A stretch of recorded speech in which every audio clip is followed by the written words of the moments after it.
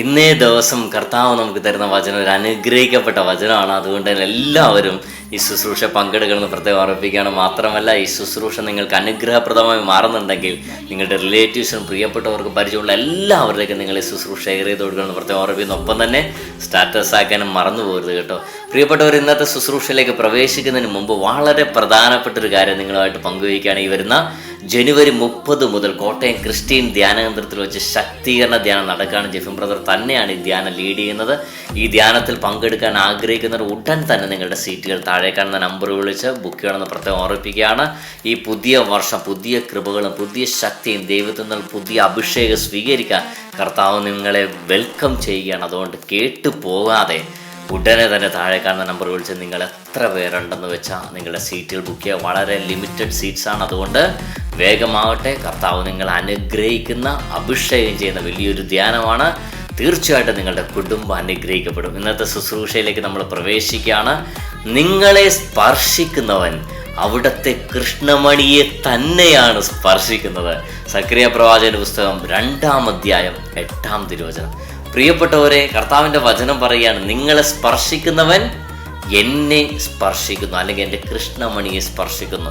പ്രാർത്ഥനക്കാരെ ചൊറിയാൻ അല്ലെങ്കിൽ ശുശ്രൂഷ ചെയ്യുന്നവരെ ചൊറിയാൻ ഭയങ്കര ഇഷ്ടമാണ്. കാരണം പ്രാർത്ഥിക്കുന്നവരാരും തിരിച്ചൊന്നും പറയാത്തതുകൊണ്ട് അവരെ പോയി ചൊറിയാം, അവരെ എന്തും പറയാം, എന്തും ചെയ്യാം അല്ലേ പ്രിയപ്പെട്ടവർ. എന്നാൽ നിങ്ങളൊരു കാര്യം മനസ്സിലാക്കണം, അങ്ങനെ ചെയ്യുമ്പോൾ കർത്താവിൽ നിന്ന് പണി കിട്ടുമെന്ന് നിങ്ങൾ മനസ്സിലാക്കിയേക്കണം. എനിക്ക് പരിചയമുള്ള ഒരു അൽമായ ശുശ്രൂഷ, അദ്ദേഹം തൻ്റെ വീട്ടിൽ ഒരു കൂട്ടായ്മ ആരംഭിച്ചു. അദ്ദേഹത്തിൻ്റെ അയൽവാസികളെല്ലാം എതിരിരുന്നു. ഒരു 7 വീട്ടുകാർ ഒത്തിരി ഉപദ്രവങ്ങൾ ചെയ്തു, ഒത്തിരി സാധനങ്ങൾ നശിപ്പിച്ചു. അദ്ദേഹം രാവിലെ എഴുന്നേറ്റ് വരുമ്പോൾ പ്രാർത്ഥന കൂട്ടായ്മ നടക്കുന്ന പ്രെയർ ഹാളിൽ കാണുന്ന കാഴ്ച വളരെ ഭയാനകമാണ്. അദ്ദേഹം പറയാണ്, മോഷൻ പോലും എൻ്റെ പ്രാർത്ഥന ഹാളിൽ ഉണ്ടായിട്ടുണ്ട്. അദ്ദേഹം പറയാണ്, ഒരു 7 വീട്ടുകാരാണ് ബ്രദറെ എനിക്കെതിരെ നിന്ന് ആ 7 വീട്ടുകാരൻ കർത്താവ് എന്നേക്കാൾ ഉന്മൂലനം ചെയ്തു.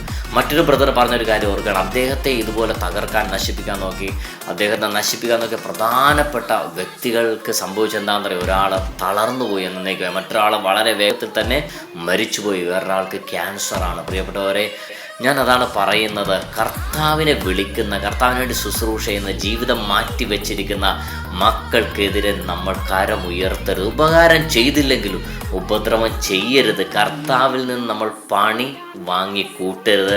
അവരെ കർത്താവിന് വിട്ടുകൊടുക്കുക. സക്രിയ പ്രവാചകന്റെ പുസ്തകം 2-ാം അധ്യായം 8-ാം തിരുവചനം നമ്മുടെ എല്ലാവരുടെയും ജീവിതങ്ങളിൽ അനുഗ്രഹമായി മാറട്ടെ, അഭിഷേകമായി മാറട്ടെ. കർത്താവ് എല്ലാവരും സമൃദ്ധമായി അനുഗ്രഹിക്കട്ടെ. ആമേൻ.